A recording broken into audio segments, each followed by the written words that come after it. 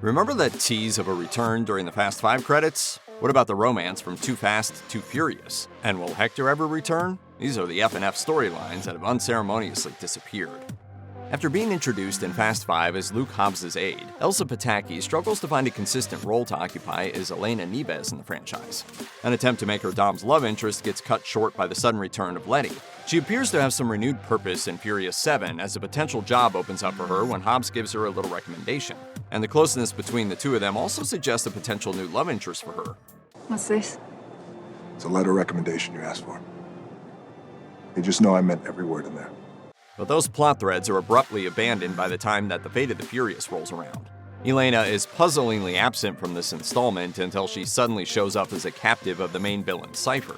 It's then revealed that she's the mother of Dom's kid before Cipher has her killed, and everything that was set up for her in Furious 7 is suddenly and fully abandoned. Though she appears to die in Fast and Furious, Letty is alive and well a couple of outings later in Fast and Furious 6. Not only that, she's now working for the villainous Owen Shaw. As it turns out, she's suffering from amnesia and she can't remember anything about Dom or her former friends. By the end of the movie, though, she's back on the side of the good guys. Furious 7 further explores the psychological fallout of resuming a romance with a man she can't remember. But this aspect of Letty's storyline is largely jettisoned by the end of Furious 7. The abruptness with which it's dropped is peculiar enough on its own, but it's extra puzzling in light of the fact that it leaves her without her own unique character arc in subsequent adventures. Much like Letty forgets her memories of Dom at the start of Fast and Furious 6, the entire franchise totally forgets about her amnesia. When Sean first arrives in Japan in Tokyo Drift, he's an outsider struggling to connect with his new home. Eventually, though, he makes some genuine friends and even strikes up a romance with Neela. Their budding relationship signifies Sean's journey from being a stranger in a foreign land to finding a true home. While this may not be an all-time classic silver screen romance, it does serve an important purpose in the narrative, so it would be understandable to think that an important character like Neela would be a fixture of any further adventures in the series that feature Sean. But that hasn't exactly turned out to be the case, as Neela in fact hasn't appeared in the series at all since Tokyo Drift. Sean, meanwhile, has returned a couple of times, while two of his best friends also managed to show up for supporting roles in F9. Surprisingly enough, the Tokyo Drift team has ultimately proven quite consequential to the franchise as a whole. But that importance hasn't extended to Neela, and it's not like Sean even bothers to mention her once when we see him in Furious 7 or F9. When you find the guy that killed Han, what are you going to do? If you stick around for the credits of Fast 5, you get a big surprise. Not only does Hobbs show up for one last scene, but Eva Mendes's Monica Fuentes also returns to the franchise for the first time since Too Fast, Too Furious. In her initial appearance, Monica is an important ally in law enforcement for Brian, and there are also sparks of a romance sizzling between the two. While Brian returns to the series in a leading role multiple times, Monica more or less completely vanishes.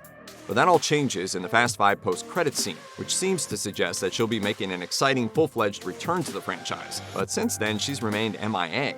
The reasons for this are unclear. The most likely explanation is that Eva Mendes embarked upon a sabbatical from acting shortly after the release of Fast 5.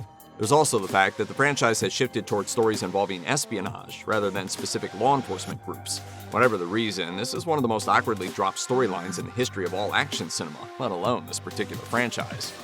After serving as the main foe of Fast and Furious, Arturo Braga returns a couple of movies later in Fast and Furious 6. Considering how many close connections he has with the main characters, it's no surprise that he shows up again. But this movie isn't about Braga's vengeance.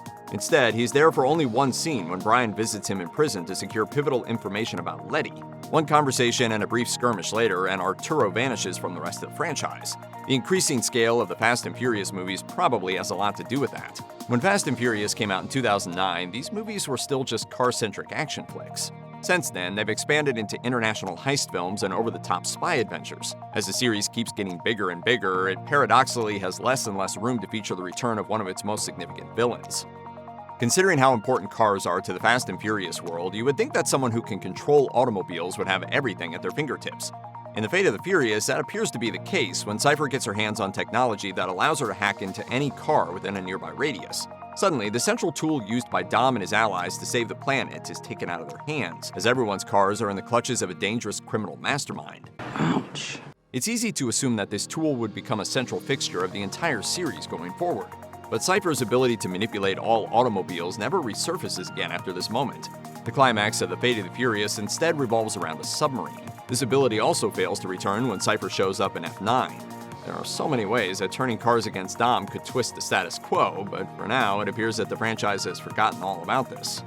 The opening of F9 is entirely concerned with the fact that a plane containing Mr. Nobody, played by Kurt Russell, has gone down. Dom and his family proceed to pull off a rescue mission, with a valuable device stored inside the plane as their target.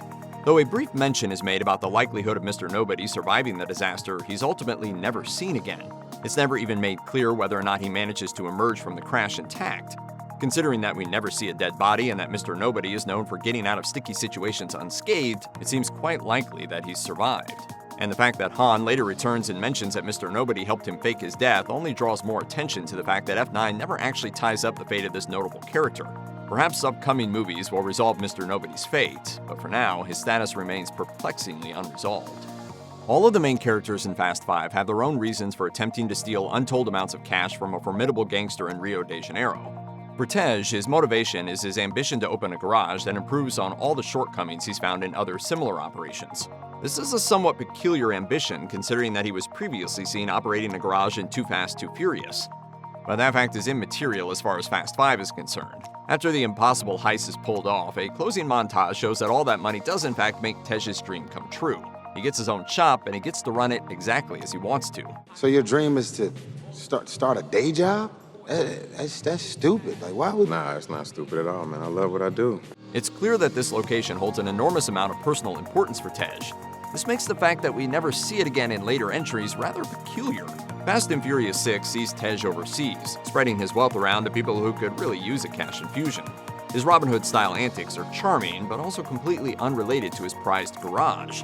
Despite serving as his entire motivation in Fast 5, it's proven to be inconsequential to the larger F&F narrative. If you ask a million Fast and Furious fans who their favorite character is, chances are that exactly 0 of them would cite Scott Eastwood's Little Nobody.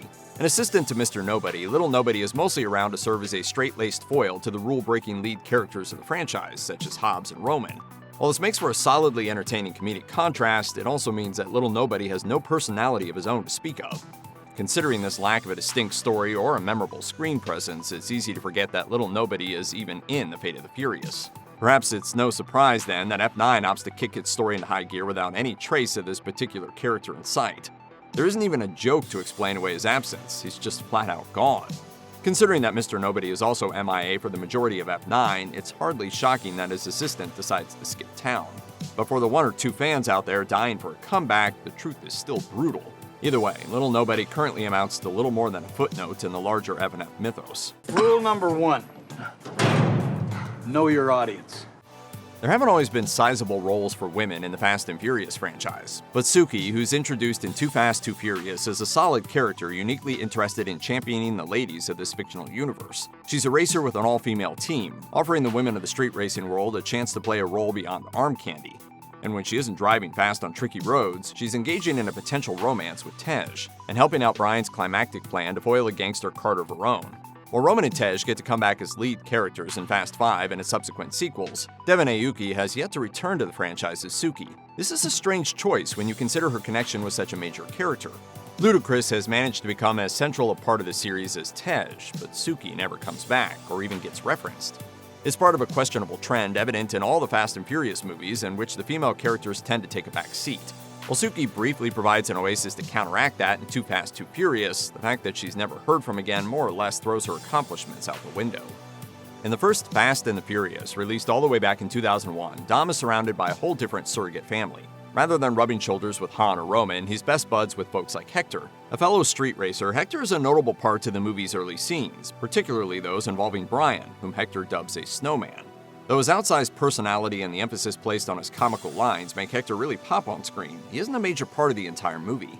Eventually, he pretty much vanishes so that the budding friendship between Dom and Brian can blossom. This gradually decreasing presence in the first movie turns out to be a bit of a foreshadowing for Hector's role in the franchise as a whole. While other members of Dom's initial social circle manage to return and enjoy prominent roles in later entries, Hector remains curiously absent. His only appearance since The Fast and the Furious is a cameo in Furious 7 that's pretty much over before it even begins. Having him show up for such a brief moment in which he gets socked in the face only highlights how odd it is that a franchise so devoted to utilizing every element of its canon has never really made time to bring back one of Dom's earliest allies.